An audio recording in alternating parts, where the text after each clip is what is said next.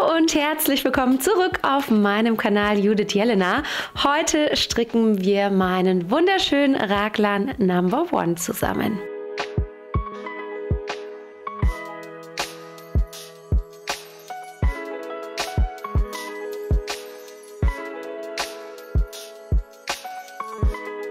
Dieses Design ist wirklich super beliebt bei euch in meinem Shop und deshalb gibt es heute ein komplett begleitendes Video, in dem wir diesen Sweater einmal von Anfang bis Ende komplett gemeinsam stricken. Somit könnt ihr euch auch als absolute Anfänger an dieses Projekt wagen. Ihr müsst natürlich die Grundkenntnisse beherrschen, aber ansonsten bin ich mir sicher, dass ihr einen genauso schönen Pullover wie ich hinbekommt. Die dazugehörige Anleitung findet ihr in meinem Shop judithjelena.com und als kleines Goodie gibt es wie immer für meine YouTube-Zuschauer einen Rabatt von 15% und zwar mit dem Code YouTube15. In der Anleitung findet ihr dann natürlich die ganzen Maschenangaben, Reihenangaben und so weiter und so fort. Einfach alles, was ihr braucht, um diesen Pullover zu stricken. Dieses Projekt ist aber natürlich nicht nur für Anfänger geeignet, sondern auch für fortgeschrittene Stricker und ich bin mir sicher, dass ihr noch den einen oder anderen Tipp heute mitnehmen werdet. Die Wolle, die Anleitung und alles, was ich heute so in diesem Video verwende, habe ich euch wie immer unten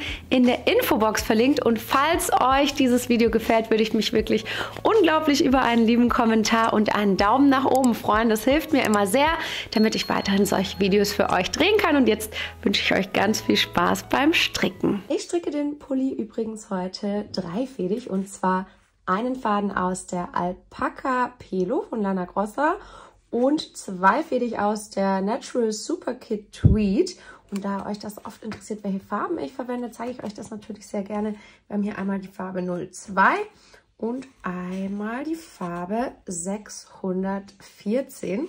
Und noch ein kleiner Tipp von mir, wenn ihr die hier jetzt zweifädig verwendet, braucht ihr nicht extra 2 Knäuel nehmen, sondern ihr könnt einmal den äußeren Faden nehmen, also der ist direkt am Ende. Genau, hier haben wir einmal das äußere Ende und dann könnt ihr einfach hier innen gucken, wo das andere Ende ist. Und das haben wir, wo ist es? Hier. Also heißt einmal das innere und einmal das äußere Ende. Und dann könnt ihr das hier einfach zusammennehmen. Plus natürlich noch die Alpaca Pelo. Und dann habt ihr nämlich wirklich einen richtig, richtig coolen Effekt. Die hat nämlich hier so ganz tolle Tweed-Sprenkelchen drin und das sieht echt super, super cool aus. Das ist natürlich auch eine sehr, sehr, sehr feine Kombi. Also die Natural Alpaca besteht zu 63% Baumwolle und aus 31% Baby Alpaca und 6% Merino Schurwolle. Und die Super Kid Tweed ist aus 60% Mohair, 30% Seide, 7% Baumwolle und 3% Polyester. Also wie gesagt, wirklich eine sehr, sehr, sehr, sehr edle Mischung. Und das ist dann natürlich auch so ein sehr schickes Teil, was man wirklich für immer hat. Deswegen ist das Design auch sehr zeitlos, damit man das eben auch ewig tragen kann. Falls euch das aber zu hochpreisig ist, was ich absolut verstehe, das ist natürlich nicht günstig, dann könnt ihr selbstverständlich auch anderes Garn nehmen. Der sieht auch ganz, ganz toll aus einer anderen Wolle aus. Ich habe schon ganz viele Ergebnisse von euch geschickt bekommen mit anderer Wolle, also ebenfalls super, super schön. Wichtig dabei ist einfach nur, dass ihr auf dieselbe Maschenprobe kommt, die in der Anleitung angegeben ist. Und da erfahrt ihr natürlich auch, welche Nadelstärke ich verwendet habe und so weiter und so fort. Kleiner Tipp, ich stricke ein bisschen lockerer, heißt, wenn ihr feste strickt, kann es gut sein, dass ihr eine Nadelstärke größer benötigt. Ich habe bereits meine vorgeschriebene Maschenanzahl angeschlagen und auch schon die erste Runde gestrickt, in der ich gleichzeitig die Markierer für die Raglanlinien angebracht habe. Und das ist auch sehr wichtig, dass ihr das am besten so übersichtlich wie möglich macht. Ich zeige euch mal, wie ich es gemacht habe. Ich habe nämlich verschiedenfarbige Markierer verwendet und zwar hier einmal einen gelben für meinen runden Anfang und dann für die Raglanlinien, die ja immer aus 2 Maschen bestehen, habe ich immer blaue Markierer genommen. Also überall, wo dann diese Linien sind, sind diese blauen Markierer und vorne habe ich mir die Mitte mit einem roten Markierer markiert. Und nochmal kurz zur Übersicht, das habe ich euch ja auch nochmal in der Grafik, in der Anleitung aufgezeigt, aber hier seht ihr es vielleicht nochmal ein bisschen genauer. Hier ist der Anschlag, hier ist meine erste Raglanlinie, heißt hier ist meine hintere rechte Schulter, dann ist hier der erste Ärmel, hier ist die zweite Raglanlinie, also bedeutet, das ist vorne links beim Vorderteil und dann ist hier das Vorderteil, dann hier wieder die Raglanlinie, der andere Ärmel, Raglanlinien und das Rückenteil. Und jetzt starten wir mit unseren verkürzten Reihen, die man auch German Short Rows nennt. Und da versuche ich euch das jetzt wirklich ganz genau zu erklären, denn das ist tatsächlich der komplizierteste Part an diesem ganzen Pullover. Der Rest ist relativ simpel, nur diese German Short Rows, die haben es ein kleines bisschen faustig hinter den Ohren, aber das kriegen wir zusammen auf jeden Fall hin. Und jetzt starten wir mit der ersten Reihe. Ich nenne die erste Reihe jetzt einfach mal die erste Hinreihe, dann ist das alles besser verständlich für euch. In der ersten Hinreihe machen wir es folgendermaßen, dass wir schon unsere Raglan-Zunahmen stricken. Dafür habe ich euch ein ausführliches Video mal hier verlinkt. Ich zeige euch jetzt aber natürlich auch nochmal, wie es funktioniert. Also wir stricken jetzt erstmal die erste Masche hier rechts. Also wir stricken immer bis vor unseren Raglan-Markierern. Und dann schauen wir, wo sich der Querfaden befindet. Und der Querfaden ist immer der Faden zwischen zwei Maschen, der hier so quer dazwischen liegt. Deswegen heißt der Querfaden.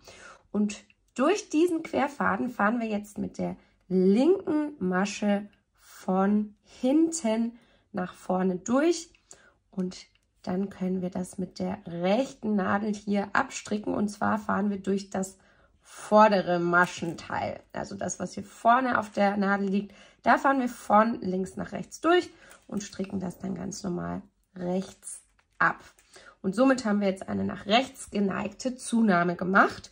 Und diese nach rechts geneigten Zunahmen, die machen wir vor jedem ersten Markierer von unserer Raglanlinie. Anschließend können wir dann die zwei Raglanlinienmaschen rechts abstricken und dann nach dem zweiten Markierer kommt immer eine nach links geneigte Abnahme. Und hierfür stechen wir jetzt von vorne nach hinten durch unseren Querfaden und legen den somit auch wieder auf unsere linke Nadel. Und dann stricken wir den jetzt rechts verschränkt ab. Bedeutet, wir gehen durch das hintere Teil, bisschen friemelig, hier durch das hintere Teil und dann stricken wir das Ganze mal rechts ab. Und somit haben wir jetzt eine nach links geneigte Zunahme gemacht. Und diese Zunahmen machen wir auch bei dem nächsten Markierer wieder. Und jetzt stricken wir aber gleichzeitig einfach alle Maschen rechts, bis wir 4 Maschen vor unserem Markierer von der vorderen Mitte angekommen sind. Und wie gesagt, gleichzeitig hier die Zunahmen nicht vergessen.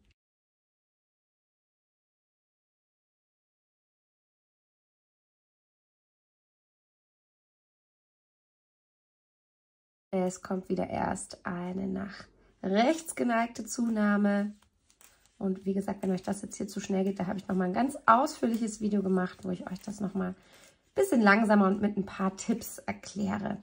Und dann kommt eine nach links geneigte Zunahme.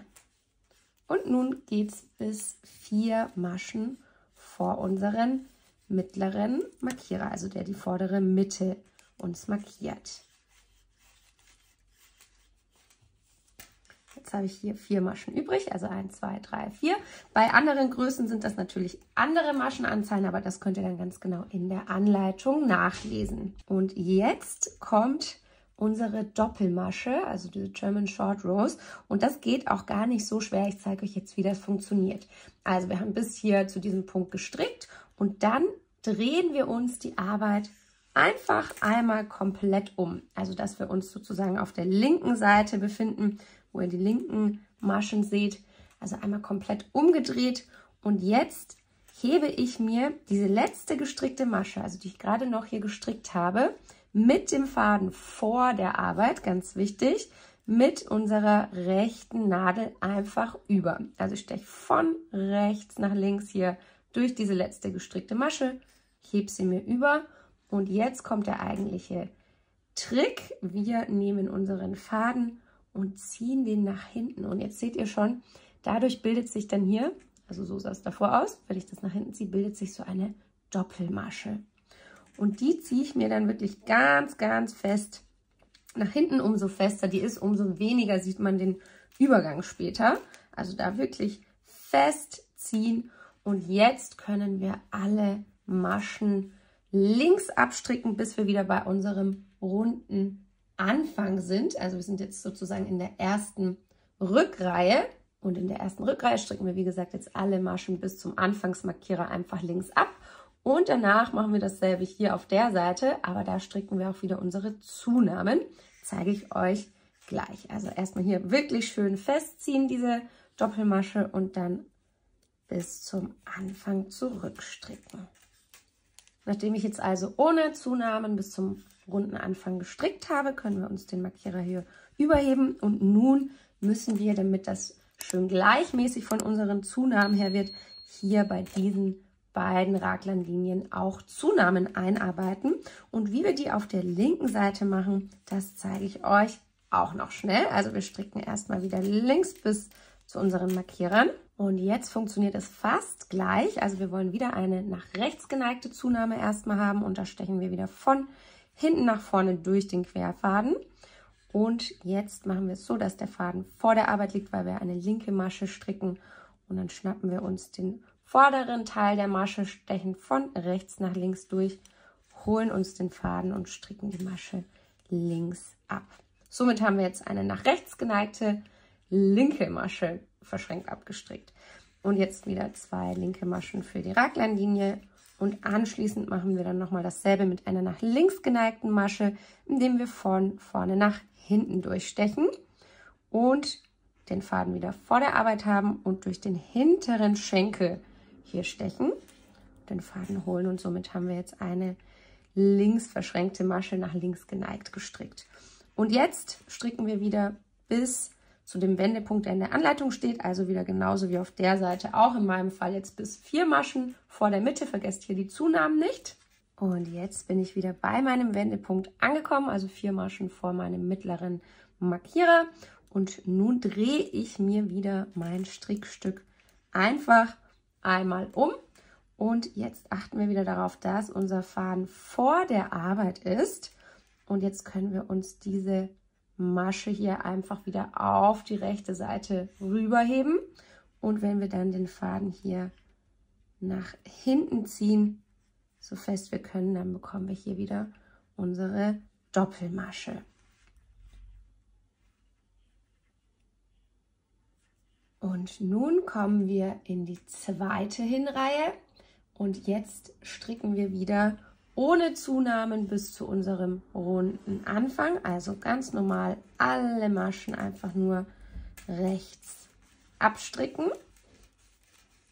Und danach stricken wir jetzt wieder mit unseren Raglan-Zunahmen bis 3 Maschen vor unsere letzte Wendemasche, also da, wo wir diese Doppelmasche haben. Und wie gesagt, die Zunahmen hier dann nicht vergessen.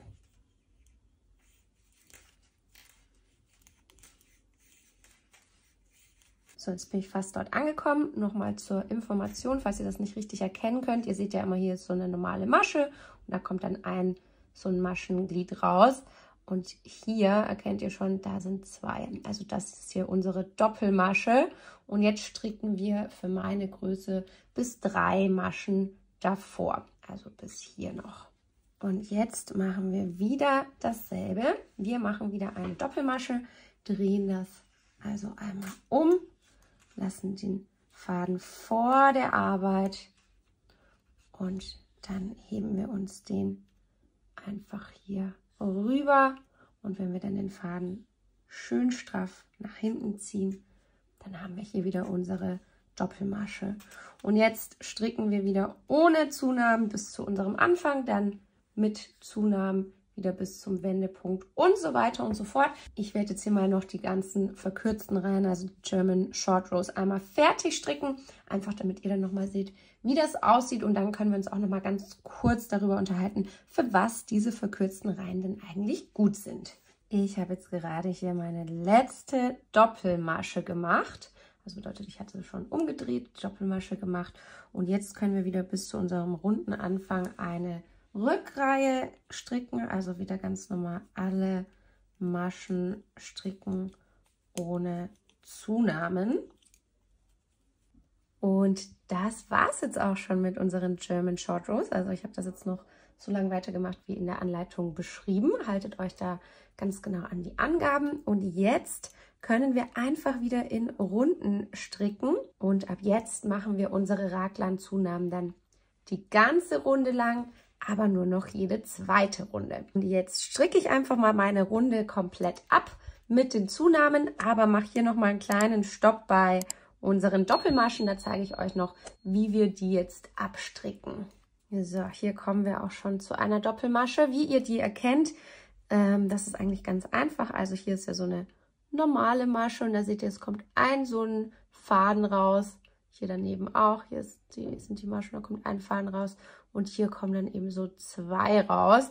Oder auch hier, also hier ist so eine Doppelmasche und wenn ihr bei so einer Doppelmasche seid, dann stecht ihr da komplett durch. Also heißt, wir stricken die dann gemeinsam auf einmal ab. Also es wird wie eine Masche behandelt. Ich zeige es euch nochmal. Also hier sind 2 normale Maschen und hier kommt wieder eine Doppelmasche und da stechen wir einfach komplett durch und strecken die dann wie eine normale Masche ab. Und das fällt dann tatsächlich später auch wirklich kaum mehr auf. Also es ist ein sehr unsichtbarer Übergang. Hier kommt nochmal eine. Und natürlich kommt dann noch auf der anderen Seite, also jetzt stricken wir ja wirklich einfach komplett die Runde durch. Und da machen wir das dann genauso, also stricken die hier alle ab und machen dann unsere Zunahmen. Und ab dann werden die Zunahmen eben nur noch in jeder zweiten Runde gearbeitet. Jetzt stricke ich noch kurz diese Reihe fertig und erkläre euch noch, für was diese German Short Rows jetzt eigentlich gut waren. Ich habe jetzt auch direkt noch eine Runde ohne Zunahmen gestrickt und das auf ein größeres Seil übertragen. Dann können wir das jetzt nämlich nochmal sehr viel besser sehen und ich kann euch nochmal erklären, für was diese German Rows jetzt eigentlich gut waren. Ihr seht schon, dadurch, dass wir jetzt ja diese verkürzten Reihen gemacht haben, ist das Hinterteil sehr viel länger als unser Vorderteil. Das ist jetzt nämlich insgesamt 3 cm tiefer als unser Rückenteil und dadurch haben wir dann einen tieferen Ausschnitt und das ist vor allem besonders gut, weil der Pullover dann nicht so hin und her rutschen kann. Braucht man diese German Rows unbedingt? Nein, man kann auch einfach das ganz normal stricken, ohne diese Vertiefung am Ausschnitt, aber dann ist die Passform eben einfach nicht so perfekt, wie wenn man das eben mit diesen verkürzten Reihen macht. Also falls euch das zu kompliziert ist, dann müsst ihr es nicht machen, aber das ist natürlich das Besondere an diesem Pullover, dass ihr dadurch eben diese perfekte Passform erhaltet. Und mit ein kleines bisschen Übung schafft ihr das auf jeden Fall und deswegen ist es bei dieser Anleitung auch so wichtig, mit der schriftlichen Anleitung zu arbeiten, weil das sonst einfach ein bisschen zu kompliziert wäre, das alles selbst zu berechnen. Aber vielleicht seid ihr auch Profis und könnt das. Und jetzt geht es, wie gesagt, ganz einfach weiter. Ihr macht einfach in jeder zweiten Reihe die Zunahmen, arbeitet das so lange wie in der Anleitung beschrieben und dann sehen wir uns gleich wieder. Wenn wir bei unserem Raglan Pullover alle Zunahmen fertig gestrickt haben und alles wie in der Anleitung gemacht haben, dann kommen wir irgendwann zu dem Schritt, dass wir die Ärmel stilllegen müssen und dann nur noch den Rumpf weiter stricken. Und wie genau wir das machen, das möchte ich euch jetzt nämlich einmal zeigen. Also das hier ist jetzt bei mir ein Ärmel, das hier zum Beispiel ist das Vorderteil, das ist das Rückenteil und das hier ist der andere Ärmel. Einfach damit ihr das euch noch mal ein bisschen bildlicher vorstellen könnt. Und jetzt stricke ich erstmal hier, bis ich zu meinen Ärmel komme. Also auch noch diese beiden Maschen, die ich mir ja als Raglan-Linien markiert hatte. Die gehören nämlich auch noch hier zu meinem Rückenteil. Und jetzt können wir also die Ärmel stilllegen. Und wie viele Maschen das genau sind, das seht ihr natürlich dann für eure Größe in der Anleitung. Und ich mache das jetzt folgendermaßen. Ich habe mir hier einfach so ein Stückchen Garnrest geschnappt. Also ungefähr so einen Meter Garn, habe da eine Wollnadel reingefädelt und jetzt kann ich diese Maschen, die Ärmelmaschen, einfach übertragen. Und da ist es wichtig, dass ihr richtig rum einstecht, also immer von rechts nach links durch die Maschen fahren und dann könnt ihr die hier einfach fallen lassen. Selbstverständlich könnt ihr, wenn ihr wollt, auch einfach Seile nehmen, also die es zum Beispiel bei diesen Stricknadelsets gibt, die könnt ihr auch verwenden, aber ich zeige jetzt mal die einfachste Lösung, weil viele haben vielleicht so ein Set nicht und dann könnt ihr eben einfach hier ein altes Stück Wolle nehmen, das ihr noch übrig habt und das geht dann ganz wunderbar. Also jetzt übertragen wir erstmal alle Ärmelmaschen, also bis hier zu unserem Markierer.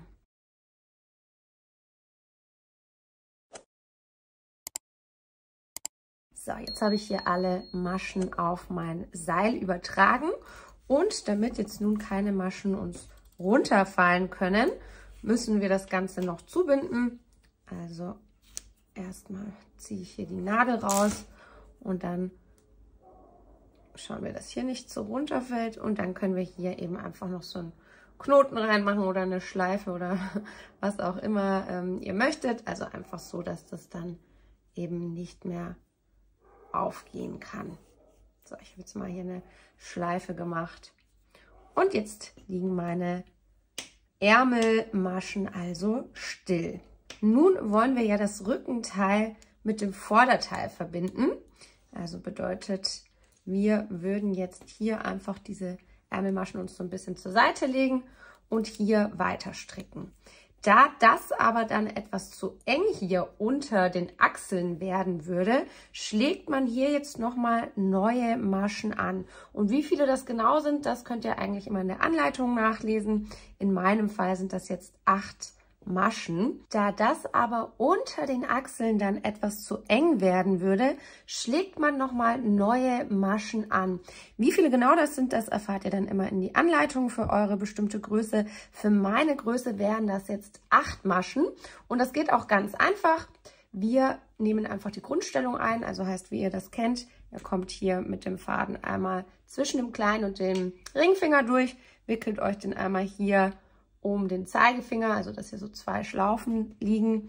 Und dann nehmen wir den Faden und wickeln ihn einmal von unten nach oben über unseren Daumen. Und wenn wir jetzt hier mit dieser Nadel da durchfahren, also durch diese Schlaufe, die sich gebildet hat, dann können wir hier oben den Faden holen und einmal hier durchziehen. Also im Prinzip ist das wirklich genau dasselbe wie der Kreuzanschlag.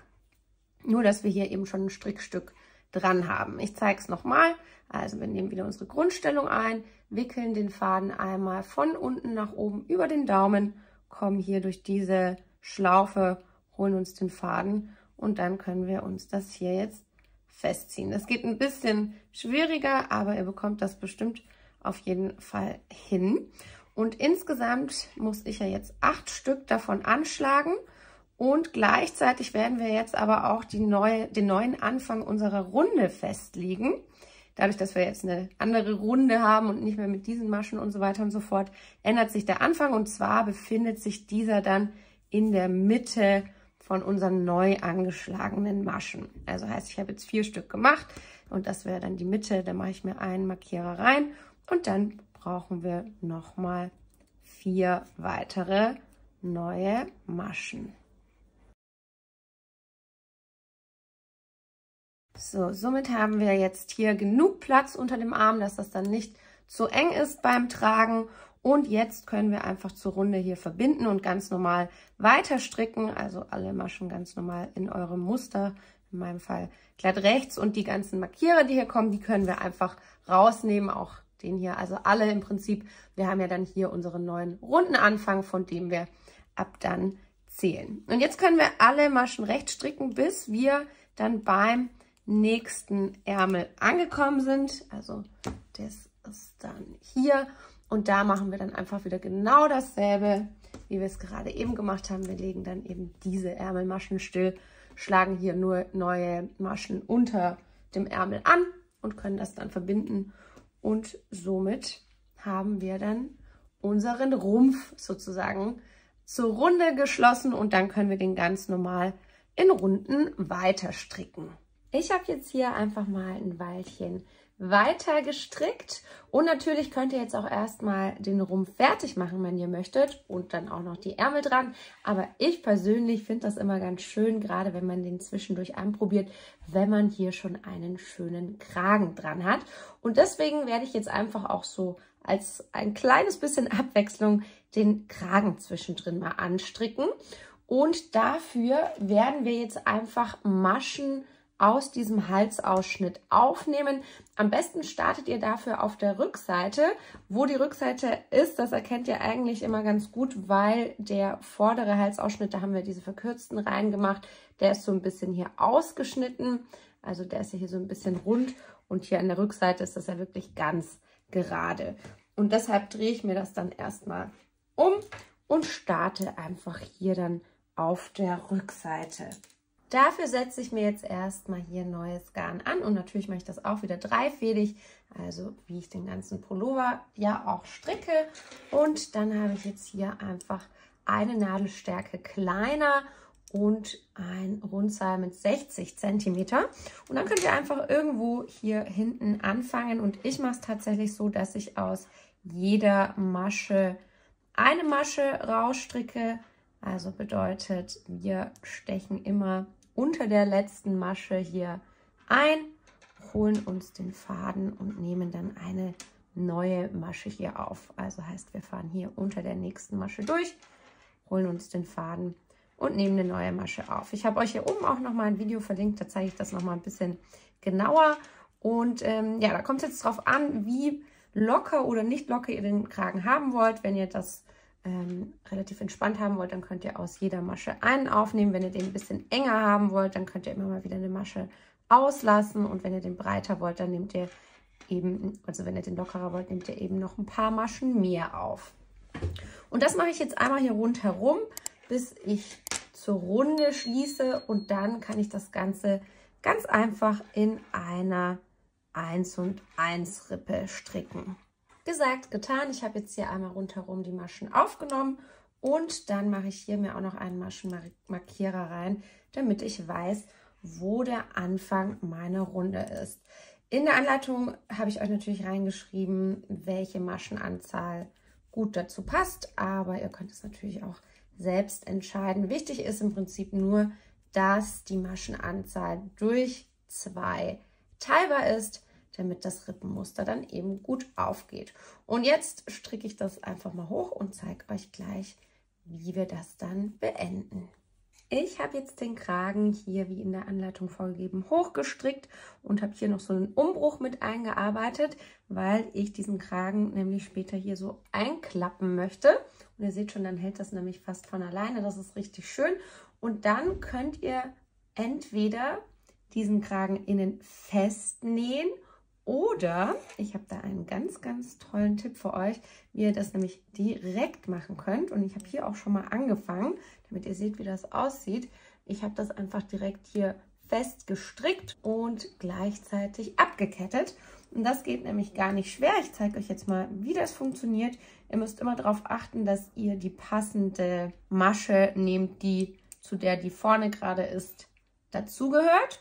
Und wenn das jetzt hier zum Beispiel eine linke ist, dann ist die auf der Seite natürlich dann rechts, weil das ja die Rückseite davon ist.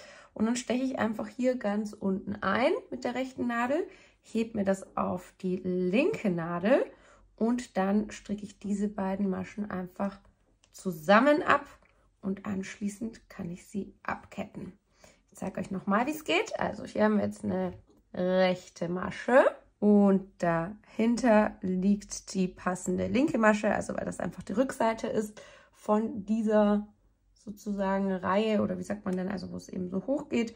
Und dann hebe ich mir die einfach mit hier drauf und dann kann ich die beiden zusammen abstricken. Und wenn ich die zusammen abstricke, dann habe ich das hier sozusagen befestigt und dann kann ich es einfach noch abketten. Wem das jetzt zu kompliziert gegangen ist, der kann es natürlich auch ganz normal abketten und dann anschließend einfach festnähen. Das ist im Prinzip dasselbe Ergebnis, aber so spart ihr euch dann eben einen Schritt, weil wir das dann sozusagen gleichzeitig gleich machen. So sieht der Kragen dann fertig aus. Ich finde, er sieht richtig, richtig toll aus. Und übrigens habe ich noch einen kleinen Geheimtipp für euch. Wenn ihr so einen doppelten Kragen macht, also der innen und außen genau gleich ausschaut, damit die Form extra schön bleibt, könnt ihr hier übrigens noch so ein kleines Gummiband einmal hier oben einziehen und dann hält der seine Form noch viel schöner. Ich habe meinen Rumpf jetzt lange genug gestrickt und jetzt starten wir mit dem Bündchen. Und das Bündchen stricken wir mit einer Nadelstärke kleiner, dann sieht das nämlich so ein bisschen gleichmäßiger und schöner aus. Ich kann hier meine Nadeln einfach abschrauben und dann eine Nadelstärke kleiner wieder draufschrauben. Das mache ich jetzt mal mit beiden Nadeln. Und dann stricken wir ganz normal im Rippenmuster. Also bedeutet abwechselnd eine Masche rechts und eine Masche links. Und da wir jetzt aber natürlich mit einer Nadelstärke kleiner stricken, müssen wir zusätzlich auch noch gleichmäßig verteilt Maschen zunehmen, damit wir dann wieder auf dieselbe Breite kommen, weil sonst würde das sich hier sehr zusammenziehen. Und wie wir diese Zunahmen machen, das zeige ich euch hier einmal. Und zwar legen wir uns einfach den Querfaden hier auf die linke Nadel und dann stricken wir den verschränkt ab. Also heißt hier durch die Seite, wo es schwerer zu holen geht, der Faden. Und somit haben wir dann eine Masche hier verschränkt zugenommen. Und dann können wir wieder ganz normal im Rippenmuster weiter stricken in einer 1-1 Rippe. Und dann immer wieder, wie in der Anleitung beschrieben, Maschen zunehmen, damit wir dann insgesamt genügend Maschen haben, damit es sich nicht zusammenzieht und wir ein gleichmäßiges, schönes Bündchen bekommen. Wenn ihr das Bündchen dann in der gewünschten Länge gestrickt habt, dann könnt ihr das entweder elastisch abketten oder hier wie ich italienisch abketten. Ich finde, das ist immer noch mal so ein schönerer Abschluss. Ich habe das jetzt hier übrigens ohne Vorbereitungsrunden gemacht. Normal macht man das mit, aber ich finde, das sieht eigentlich fast genauso schön aus. Beim italienischen Abketten sieht das nämlich so aus, als würde es kein wirkliches Ende geben, sondern als würden die Maschen so nach innen weiterlaufen. Finde ich sehr hübsch. Jetzt können wir auch schon unsere Ärmel stricken. Also wir sind schon fast fertig mit unserem Pullover und dafür müssen wir jetzt hier einfach die Maschen wieder aufnehmen. Ich habe das auf dieser Seite schon mal gemacht, damit ihr schon mal seht, wie der fertige Ärmel dann aussieht. Und wir machen bei dem Ärmel auch gleichzeitig Abnahmen. Hier seht ihr es und die markiere ich mir immer mit ein paar Maschenmarkierern, einfach damit ich weiß, wie viele ich insgesamt schon gemacht habe. Also legt euch am besten ein paar bereit. Und außerdem zeige ich euch jetzt noch, wie wir das hier anstricken, ohne dass wir hier so riesige Löcher bekommen, weil wenn man das wie in der Anleitung macht, dann kriegt man da meistens ziemlich große Löcher. Falls ihr die Maschen hier auf so einem Seil stillgelegt hattet, dann ist es jetzt ganz einfach, dann könnt ihr einfach eure Nadeln, eure 6 mm Nadeln hier dran schrauben und dann geht es direkt los. Ich habe ja so ein normales Seil genommen und deswegen muss ich jetzt die Maschen erstmal noch aufnehmen. Und da starten wir hier auf der vorderen Seite und dann gehen wir immer durch die Maschen von rechts nach links durch. Also einfach so durch die Maschen und so nehmen wir uns dann alle auf, die auf dem Seil lagen. Also einmal rundherum. Und wenn ihr dann alle Maschen hier aufgenommen habt, dann könnt ihr diesen Faden einfach rausziehen. Und ihr seht schon, ich habe hier so kurze Nadeln verwendet, finde ich persönlich sehr praktisch, weil da kann man dann direkt in der Runde stricken. Also ich habe jetzt hier einfach so ein kurzes Seil und kurze Nadeln. Und jetzt folgt noch ein kleiner Pro-Tipp.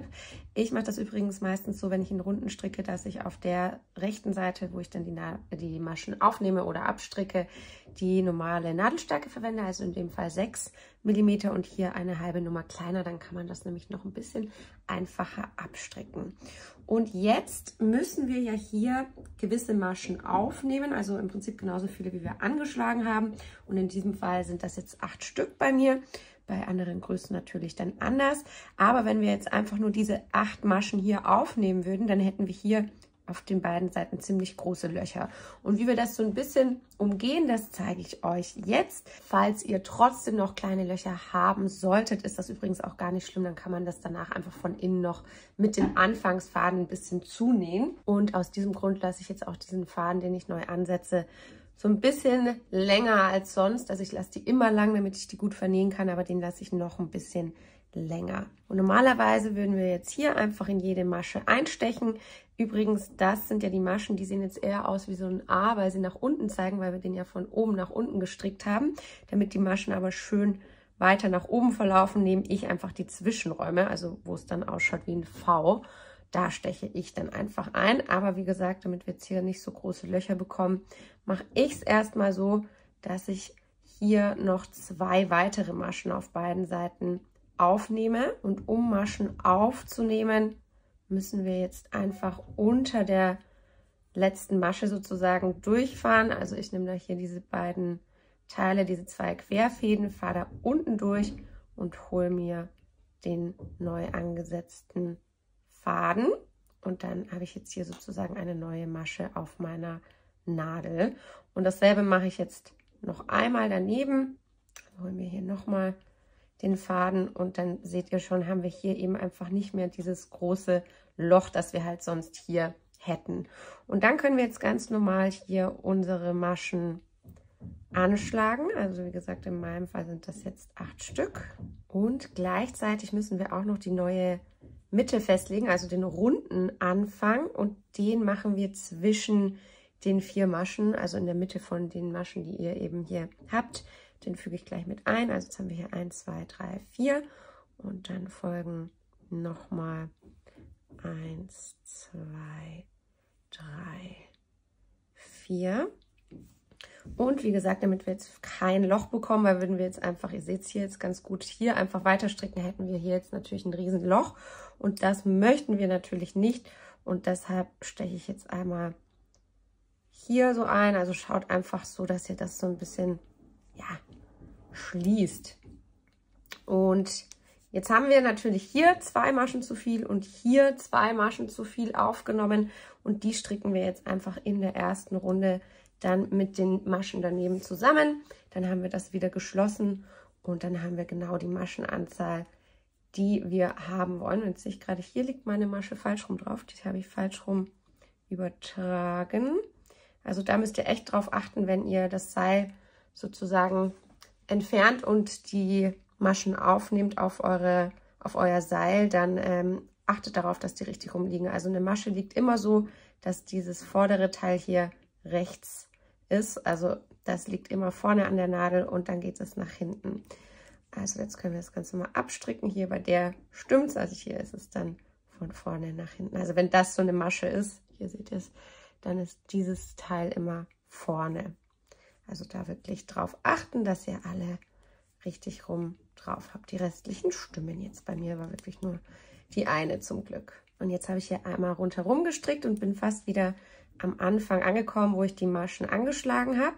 Und jetzt seht ihr, das ist meine letzte normale Masche und diese 2 Maschen habe ich ja zu viel angeschlagen. Übrigens, falls ihr das nicht so einfach erkennen könnt, falls ihr noch Anfänger seid, dann markiert euch die einfach mit Maschenmarkierern, mit solchen hier, damit ihr wisst, welche das waren. Und diese 2 Maschen, die müssen wir jetzt natürlich wieder abnehmen und deswegen stricke ich die einmal mit der Masche daneben zusammen ab, also die hier und die mit der hier. Und da könnt ihr einfach die auch verschränkt abstricken. Also ich mache das jetzt so. Und hier den Faden können wir uns ein bisschen festziehen und dann sehen wir schon, dass wir hier dann eben keine Löcher mehr haben. Also so haben wir das jetzt wirklich sehr, sehr schön gelöst und das fällt dann auch wirklich kaum mehr auf. Und jetzt haben wir noch die restlichen Maschen. Die stricken wir jetzt wieder bis eine Masche vor den Maschen, die wir zu viel aufgenommen hatten. Also das sind nämlich diese beiden hier und deswegen stricke ich die jetzt einmal mit der zusammen und einmal mit der und dann haben wir eben wieder unsere gewollte Maschenanzahl und hier stricke ich die jetzt einfach ganz normal rechts zusammen, dann gehen die nämlich in die Richtung, weil ihr seht schon, so haben wir die nach links geneigt und so nach rechts. Ich finde, das sieht dann ganz perfekt noch aus. So, und jetzt haben wir hier 2 Maschen abgenommen und hier 2 Maschen, indem wir die zusammengestrickt haben mit denen daneben.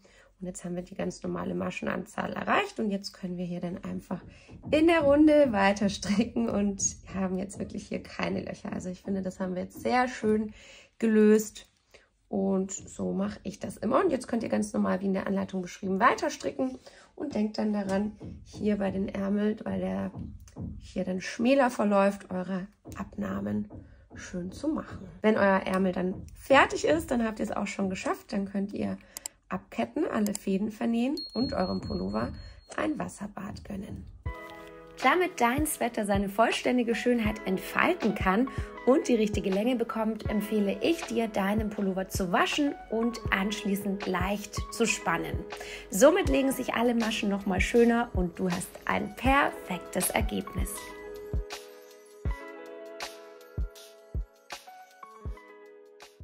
Ihr seht, es ist tatsächlich halb so schwer. Ich bin mir sicher, ihr bekommt das alle ganz wunderbar hin und ich bin sehr gespannt auf eure Ergebnisse. Also verlinkt mich sehr gerne, wenn ihr den Pullover nachmacht.